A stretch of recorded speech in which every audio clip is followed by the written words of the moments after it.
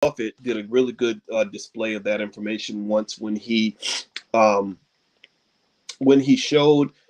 He said, imagine that it's 1930, and where automobiles are not completely common, where some people have cars, but a lot of people don't have cars. Or let's say 1920.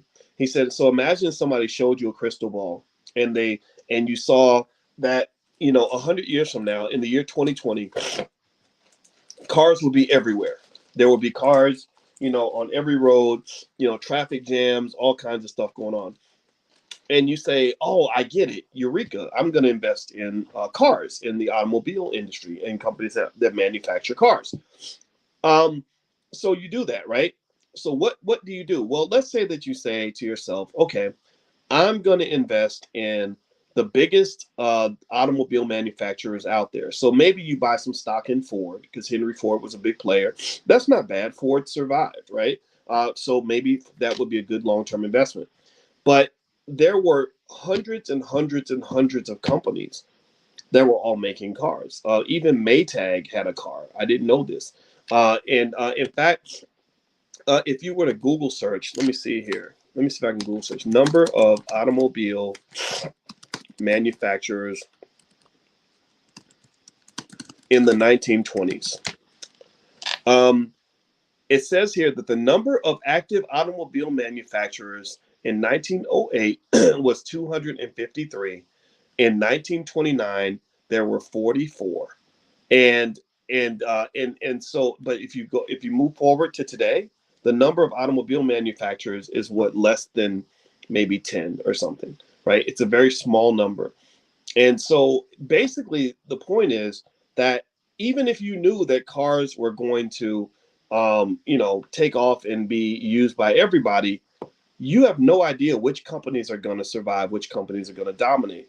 So rather than trying to pick a cannabis company that you think is going to make money, maybe find like a mutual fund that invests in cannabis in general, that invests in lots of companies, so that you're in the industry, but you're not betting on a particular company. You're betting on the horse race, but you're not betting on a particular horse.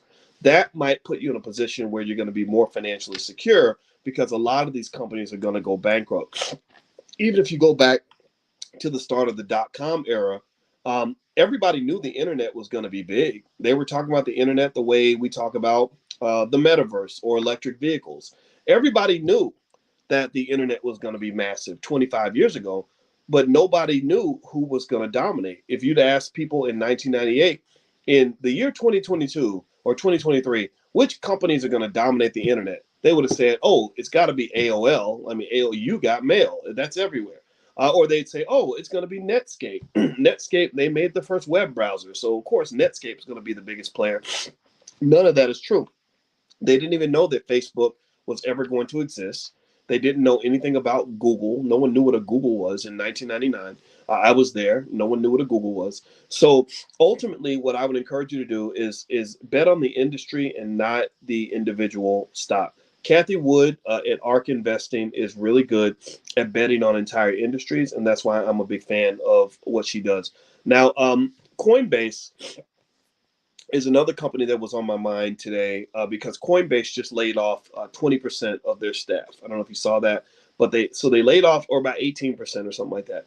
So they laid off almost a fifth of their total staff. And last time I checked, it looked like the stock price went up because of these layoffs. And it's interesting because Coinbase letting go of all those people. Company layoffs can be seen in good or bad ways, right? Companies laying off lots of people could either be a sign that the company's really struggling and they're having a hard time financially, and that can cause the stock price to go down because you're laying off people because you can't afford your expenses. In this case, laying off the employees is seen as a good sign that the company's headed toward profitability, that they're engaging in cost-cutting measures to ensure that they don't have financial problems. So in Coinbase's case, is seen as a positive. What's also interesting with Coinbase laying off all these workers, though, is that it's part of what is seen right now as a broader cleansing in the crypto space. Sam Bankman-Fried kind of ruined it for everybody. And what Sam Bankman-Fried did was he highlighted on a very public stage all of the bad actors that exist in the crypto space. You know, he was seen as the biggest white knight that there was, one of the most trustworthy sources out there in the crypto space. So for him to go down and for FTX to disappear, that created a lot of fear, a lot of risk off. It's really threatened the existence of crypto long term. A lot of cryptocurrencies are not going to exist because of Sam Bankman-Fried. So one of two things is either going to occur. Either that whole industry, the concept of crypto money is just going to go away, and we're going to look back 30 years from now and see it as some sort of a fad, or crypto is going to be more regulated and safer to invest than ever. And so what I'm doing is I'm betting on crypto. I'm betting that crypto is going to survive. So most of my crypto portfolio is in a couple places. I'm investing heavily in Bitcoin. I'm investing heavily in Ethereum because I'm not really impressed with what Bitcoin, just impressed with what Bitcoin did when the economy was good. I'm more impressed with what Bitcoin has been doing when the economy is bad. I'm really, really stunned that the price of Bitcoin hasn't dropped below 15 or 16,000. Remember, that was seen as a price that would have been impossible just a few years ago. So this tells me that once the economy gets better, once the Fed rate hikes get behind us, once regulation is in place, I think Bitcoin is just going to go berserk. So that's my prediction. That's my belief. All right. So Larry says, I'd rather go to your site. Okay, thank you, Larry. I appreciate that very much. Let's see here. Vince says, I thought this is I apologize. Oh, no. Don't worry, Vince. No, nothing to apologize for. I totally get it. Vince says, is Kamala Harris going to take over as president, which you predicted? Would that impact the cannabis industry and cannabis stocks? Yeah, I think Kamala is going to take over as president. I think it will positively impact cannabis stocks. If you remember when Kamala was running, she said that she smoked weed in college while listening to Biggie and Pac in the 1980s before they actually became rappers. Well, in that statement, in my opinion, remember, they don't say things just by happenstance. They don't let things just slip out. She said it because she was sending a message about her position on cannabis, and it's no secret that Joe Biden, is getting up there in age, and actually, if you're a conspiracy theorist, you'll like this. Did anybody see where Biden accidentally called Kamala President Harris instead of calling her Vice President Harris? I don't know if everybody saw that.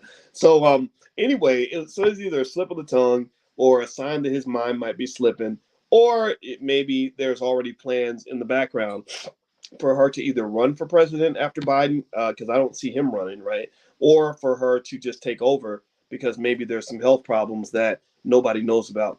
I mean, let's be honest. So many people are getting cancer and everything else.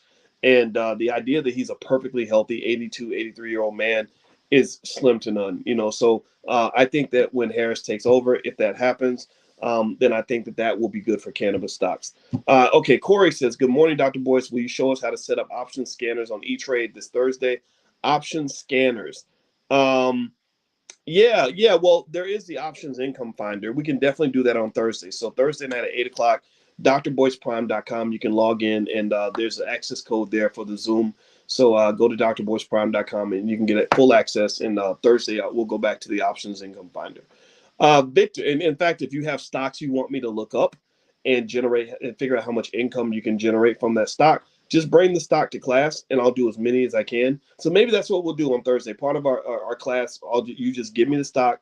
I'll look it up right then, talk you through it, and give you my assessment on it. It's not investment advice, but it'll be my perspective on whether or not I would personally want to make my money from my stock. Also, if you log in at drboyceprime.com, there's a section called Dr. Boyce Money Makers. Those are the stocks that I'm personally selling options on every week to make my money, and that's kind of like different portfolios should have different objectives. So my options portfolio is not one where I'm looking for a lot of growth. It's one where I'm looking for income. So but then I have my growth portfolio that's in like a separate section. So ultimately, you want to think about what you're trying to do. It's hard to generate growth and income at the same time. You can, and it happens, but right now this is not a high growth environment. But income can be a good substitute for growth. But you got to know how to sort of manage the process properly. Victor, hey, Dr. Boyce, thank you for what you're doing for our community. Thank you. Is it a good idea to cash out your stock investment to reinvest in a business? It can be a good idea. It depends on it just depends, right? Like a lot of finance questions, that's the answer. It depends.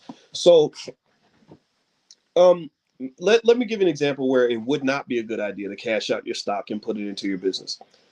If you have a really risky business that where you're not really clear on where the money, where the cash flow or your ROI is going to come from, then it could be very risky to do that. Because think about that. You're selling your stock, which is guaranteed money. That's liquid. That's money you can get access to.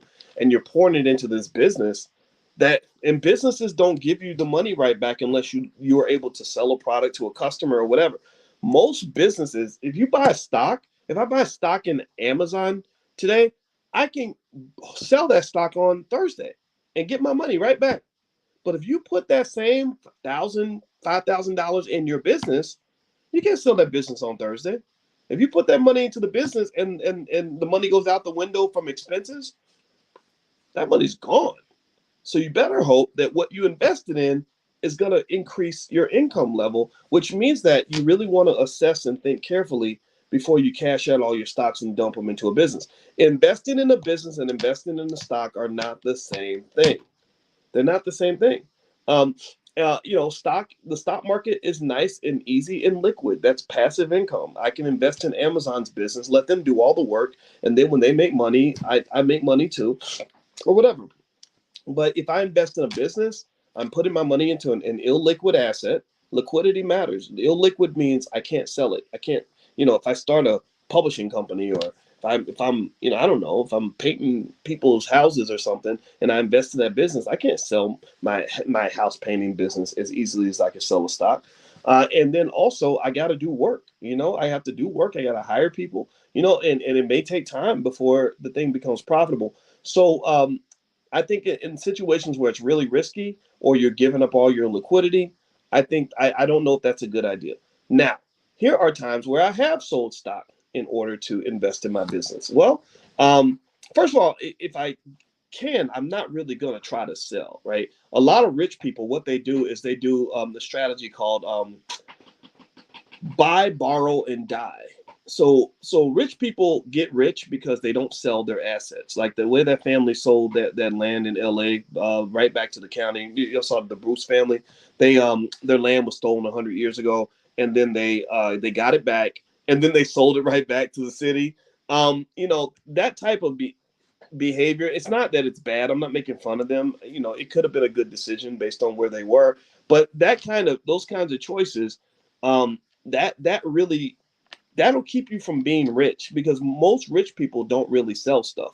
There was a rich guy who wrote a book. I forgot the book was called, but he was laughing. He said that those Forbes lists about your net worth are a joke because he said nobody knows what I'm really worth because I don't sell stuff that often. I buy stuff and I hold it. That's how you get rich because the thing goes up in value and then you've got all this extra wealth.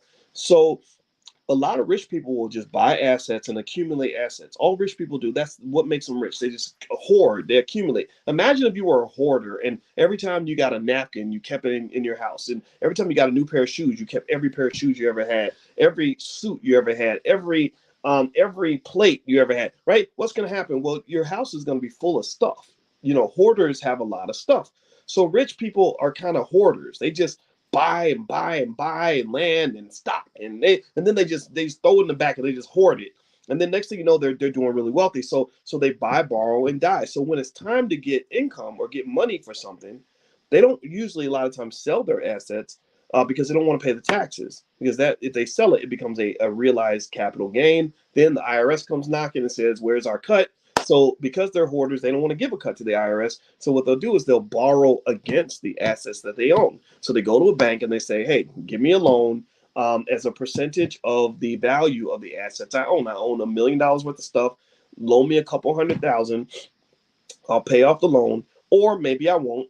Maybe I'll die first. And then when I die, I pass it all to my kids. My kids don't pay taxes on any of the capital gains that I earned in my lifetime. Why should they pay for what I did? Right? That's kind of the reparations argument, right? That's what that works in the IRS. They say, oh well, the capital gains didn't occur in the child's lifetime, so the child shouldn't pay any taxes. So that's how they minimize their tax bill.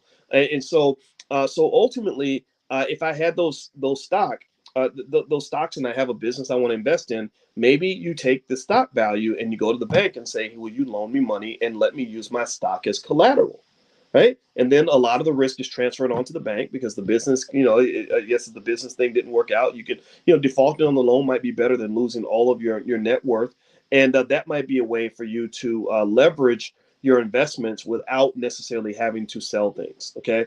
And then also, if the business is lower risk, if it's a high income, low risk opportunity, where and I like simple stuff. I like basics, simple ideas. Like, I get a lot of ideas pitched to me. The ideas that I tend to enjoy the most are not the $1 billion ideas. I like the $100,000 ideas. I like those ideas where somebody says, like one of the students in the Black Business School, she started selling sea moss because everybody liked her sea moss, and she tested the market. She talked to people, and they were all willing to pay $5 a jar or whatever she was charging for it. So she started just selling her sea moss, and it didn't cost her much to make it in her kitchen. She could get her money back instantly. She knew exactly where her customers were. She wasn't throwing money into a vacuum hoping that it's going to come back. She knew exactly where the money was going to come back. I spend $1 making a jar of sea moss.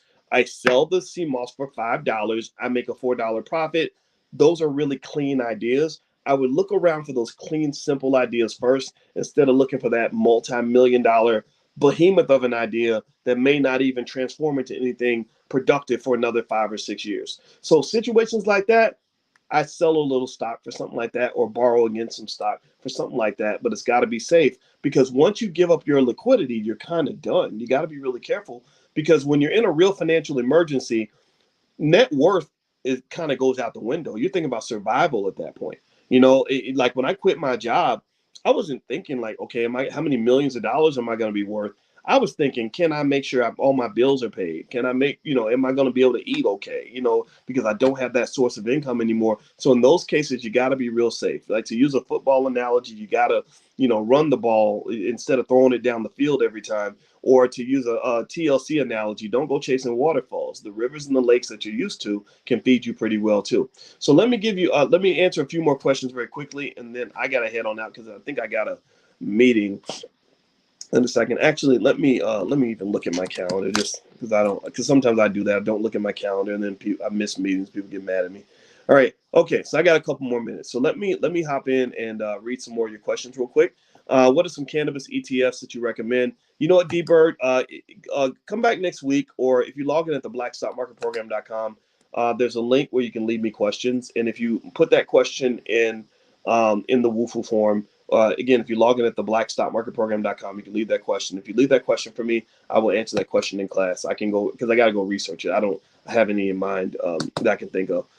What's the best way to get into real estate? It's the best way to get into real estate, purchasing REIT stocks, says Dennis. Yeah, I think so, because REITs are, you can invest in real estate with very little money. Everybody thinks that to get into real estate, you got to go buy properties and stuff. You don't have to do that. If you want to be a real estate investor, just buy into a real estate investment trust, and then you'll have a percentage of whatever property they own. And I'm not saying don't become a property owner. I like it. I own property. It's very satisfying. But at the same time, some stuff requires a lot more capital and a lot more of your time. Remember, when you're investing, you also got to think about time and liquidity and risk and everything else. Don't just sort of think about how much money you're going to make. Let's see. Vince says, would this be a good time to buy gas, petroleum stocks? Oil is such a funny thing. Oil and energy stocks did really well this past year, while everything else kind of tanked. And I think that that's because of the war in Ukraine. I believe that I'm hopefully optimistic that the war is going to end. When the war comes to an end, that's going to probably hit these energy companies pretty badly. I'd be real careful about energy stocks. Let's see. It's a very popular grocery business in my community, asked Victor. Okay. Well, if it's a popular grocery business and you've seen the numbers up close and you feel safe about it, think about it, but don't do things that I've seen people do, like invest your whole life savings in a business idea. You'll be in a bad spot if you do that. I don't ever recommend doing stuff like that. I'm thinking that if your life savings is 50,000 or something, maybe you invest 3 or 4, or 5, maybe something like that. Don't go dumping the whole 50K into a business. Like, I just don't think that's going to end well 9 times out of 10. So be careful. Vince, also, would it have been a good time to buy utility stocks like Edison when the winter started? No, they all that's priced in the stock. So, if you want to be in utilities, you can be in utilities, but I wouldn't think of it like, because remember that in order for you to invest in utilities and to actually have it be a profitable move that generates, excessive profits for you, you'd have to know winter is coming and no one else would know, right? But we all know winter's coming. So all that's impacted in the stock price already. The other investors already know it. So I wouldn't necessarily look at it in that particular way. Let's see. Latricia says, so you paid less paying it back than paying taxes. Yeah, Latricia. Yeah. So if you borrow, again, I'm not a tax expert, so you might want to talk to a tax professional to really get the specifics. But yeah, if you're paying yourself back, that's not like a loan to yourself is not taxable income, or a loan from a bank is not seen as taxable income. So yeah, a lot of people borrow instead of actually sell in order to avoid taxes. Elon Musk did a lot of that. Elon Musk got big loans against his Tesla stock when he bought Twitter. His problem is that the price of Twitter stock kept dropping, or Tesla stock keeps dropping. So as his collateral value drops, he's having to maintain, the margin on that loan. So banks get nervous when your collateral value drops. So that's the one downside of it. Rarick, how do you feel about 401ks? I think 401ks are great. That's free money from the government. They give you lots of tax benefits. I think 401ks are awesome, not just for the long-term benefits, the tax breaks and all that, but also remember your 401k is part of your financial security. You don't have to wait till you're 65 to be protected by your 401k. I'm not saying you should cash it in, but what I am saying is that, I don't know. Again, I speak from a specific Black experience, and I think that being Black makes your economic decisions a little bit different, because we're not necessarily, many of us are not born into the world with some massive inheritance where money is just readily available. A lot of us have been in situations where you're financially insecure. So you're not thinking about the long term effects of the move you make. You're thinking about surviving month to month or whatever. So to me, a 401k is a first step toward pure financial security, because it lets you know that, let's say you quit your job to go start your business and you want to get off the corporate plantation. Well, if you got a bunch of money in your 401k or your 403b or your IRA, you may not touch the money, but at least you know it's there in case stuff really hits the fan. Yeah, sure, there will be tax implications for selling. That your wealth is going to drop, but who's thinking about all that when you're trying to avoid being homeless? So I think that vehicles like 401ks and all that are good. I've seen people who have no financial literacy whatsoever become millionaires by simply maxing out their 401k. That's it. Again, this is where culture comes into play. I saw a Saturday Night Live episode where where there was a Leslie Jones was in this skit, and they had something called Black Jeopardy, and in one of the questions they said something like, how Jeopardy is, they give you the answer, then you give the question back. So they said something like, your boss wants to take an extra $50 a week out of your paycheck for your 401k, and she goes, what is, you better give me my $50 so I can buy me some scratch offs. And she's swinging her neck, and everybody's laughing because they're like, yeah, that's right, that's what Black people would say in response to that question.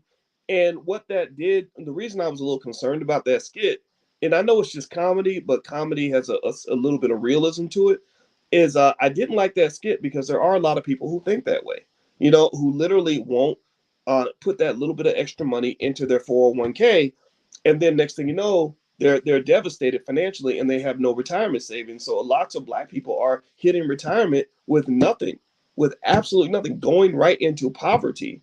So these things can be prevented and avoided with proper planning. So I know a lady who started off dirt poor. Again, never believe these politicians when they tell you that being poor means you're going to stay poor for life. That's just simply not true. And she started off super poor, and her family did two things. She never took a finance class in her life, but her family did two things. Three things really. One, they taught her to invest in education. So she went to school and studied hard. Two, they taught her not to make dumb decisions, dumb materialistic decisions with her money. So when she got money, she didn't blow it on stupid things. She would save it. She would save for a rainy day. And then three, Her daddy told her to max out her 401k. He said, when you get your first job, max out your 401k. Oh, and then there's the fourth. He said, buy a house as soon as you can. So she bought property as soon as she could, maxed out her 401k. By the time she was about 45, she had over $1 million in assets. She was a millionaire. Didn't even know she was a millionaire. She said, I know nothing, Boyce. I don't know anything about money. I don't care about money. I don't study money. But I realized I'm a millionaire. I said, yeah, when you take your assets minus your liabilities, your net worth is now over $1 million, and you became a millionaire just on autopilot. There's a whole book about it called The Automatic Millionaire by David Bach, and this happens all the time. Or if you go to my site boycewatkins.com, I have something there called the $5 a day investment plan. All that is basically how to put your kids in a position to be automatic millionaires. It is really easy in America to have wealth if you make certain decisions and stick to them. It's very easy. It's almost like it's easy to lose weight if you get up and exercise every day and don't eat a bunch of sugar. Like if you just do that, you don't have to be a fitness expert. You don't have to do special exercises. You don't have to eat special foods. If you simply do two things, really, just don't eat a ton of sugar and exercise every day, maybe jog a mile every day, it's impossible for you to get fat in that situation, right? And it's impossible for you to stay fat in that situation. So just keep that in mind. That's a lot of this stuff is not complex. Let's see here. All right. So Latricia says, I appreciate your intelligence. Well, I appreciate your support. Thank you. When will the recordings be uploaded? Chanel uploads the recording for the class usually about 48 hours after the class happens.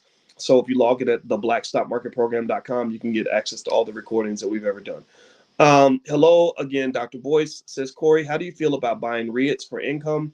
I think it's okay. I think it's hard to generate a substantial amount of income from a real estate investment trust, but it's not bad. It's not a bad move, especially if you want to get into real estate. Vince Washington, it seems so backwards that the war caused the gas stocks to do so well, but the war supposedly has caused bearishness and crashing in the stock market. So confusing, very confusing. Yeah. So this market is really tough because everything isn't moving in the same direction. So basically the war caused stock prices to go up for energy companies because basically reduced the supply of oil or the expectation of the supply of oil because Russia is such a big player in the oil market. So I wouldn't depend on that as a long-term investment strategy, especially given that the world is kind of going green. All right, so I'm gonna answer about 4 more questions, and then we're gonna be done for today. Lydia says, does E-Trade cash account gain interest when sitting? I believe that it does. You can check the fine print on that, but I believe that it does. Valerie says, in another class, you mentioned the life insurance website. Would you repeat its name? Oh, it's the blackInsuranceNetwork.com, THE, theblackInsuranceNetwork.com. Her name is Yolanda. If you talk to Yolanda, tell her I sent you. TheblackInsuranceNetwork.com. Everybody should have insurance. If you're smart, you should have insurance. If you don't want to have insurance, I don't know if that's the smartest move. Doesn't mean you're a dumb person. It just means that that's not the smartest move. All right, 2 more questions from Vince. Vince says, I was so embarrassed by that skit on Saturday Night Live after learning so much from you and Dr. Anderson. Yeah, that skit, it's unfortunate because this is part of the challenge that you have is that when you're put into that ignorant class, you're conditioned to be ignorant. And then what happens is that people get mad at you when you try not to be ignorant. When you try to be a little more smarter, they'll either say you're acting white or that's boring or you think you're uppity. And you just have to kind of be aware of it and fight back against it. So I fight back against it. I got called uppity. There's a prominent blogger who spent a lot of time. He did about 10 videos about me. That former basketball player, Kwame, what's his face? That he wasn't that great, but whatever. And he did all these videos because he called me uppity because I tell everyone that my platform's for intelligent Black people. And I just said, well, I don't want to support the idea of Black people being ignorant. So no, I'm not. This is not going to change. Like you can be mad about it. You can think that it's uppity, but you're supposed to be smart. You're supposed to be intelligent. You're supposed to succeed. You're not supposed to be a big dumb failure. So no, I don't want you to be. I don't want you to lose. I want you to win. And so it doesn't mean you have to necessarily be where you want to be. You don't have to be intelligent to come in, but you have to value intelligence. You have to want to be intelligent. It's just like like going to the gym. You don't have to be in shape to go to the gym, but you have to value health. If you do not value health, if your goal is to be as unhealthy as possible, then the gym is not the place for you. You should probably go to, Burger King or something, right? So yeah, that's it. I just want you to aim in that direction. If you aim in that direction consistently, then you'll eventually get there. All right. So last question, Vince. I see you have two more questions, Vince. But I'm gonna go ahead and we'll finish up with this last one. You mentioned on Wednesday's book club on Powernomics. Oh yeah. So the book club. And I see you support me about the stuff with the haters. It's okay. It's okay. Usually, if you're doing something good and you're against the grain, you're gonna have some people that don't like it so much. I'm a believer truly that those who truly are in the business of really trying to help Black people succeed. I mean, really succeed, not just feel better, not just get everybody to go out and vote or whatever. I believe that you're gonna have a couple of adversaries. One is just society, because white supremacy kind of is accustomed to exploiting Black people and not seeing Black people succeed. And then two, you're going to have certain Black people who maybe, unfortunately, have been indoctrinated into a mindset that's not helping them to succeed. So when someone's heavily critical of what I do, I get it. I say, okay, I understand why you might think I'm a jerk, because sometimes my words don't come out right, and I might say things in a way that will offend you, and I can't apologize for that. It's just who I am. But I need you to show me in your life where your strategy is working better than the strategy I'm proposing.